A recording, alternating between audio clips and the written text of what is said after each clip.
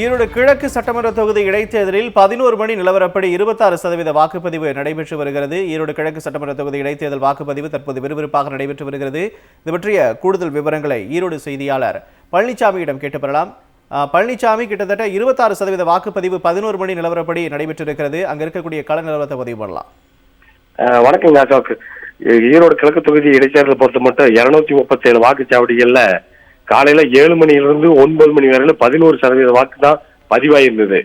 ஆனாலும் காலையில பணியை கூட பொருட்படுத்தாமல் நீண்ட வரிசையில் நின்று தங்களுடைய வாக்குகளை பதிவு செஞ்சாங்க.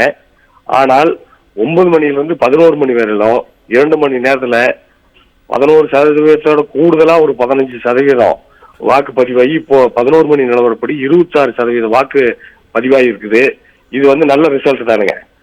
இப்போ பாத்தீங்கன்னா 11 மணிக்கு மேல எல்லா வாக்குச்சாவடியிலும் கூட்டம் நிரம்பி வளைஞ்சிட்டு இருக்கு. வாக்குப்பதிவு இயந்திரங்கள் மிகவும் தாமதமா வேலை செய்யறதுனால வாக்குப்பதிவுல தொய்வு ஏற்பட்டிருக்கு.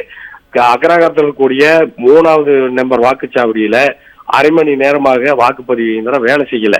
காரணம் என்ன கேட்டீங்கன்னா, அந்த பதிவு செய்யக்கூடிய இயந்திரத்துல ஏதோ பழுது ஏற்பட்டு அரை மணி நேரம் அந்த வாக்குப்பதிவு அங்க இல்லை. அதனால அங்க 3ஆம் நம்பர் வாக்குச்சாவடியில மக்கள் இன்னும் தீவு வரிசையில நின்றுட்டு இருக்காங்க. 11 மணிக்கு மேல இன்னும் 1 மணி வாக்கு நிலவரம் வர்ற போது இதை விட இன்னும் கூடுதலா வாக்குப்பதிவாகணும்னு எதிர்பார்க்கப்படுகிறதுங்க அசோக்.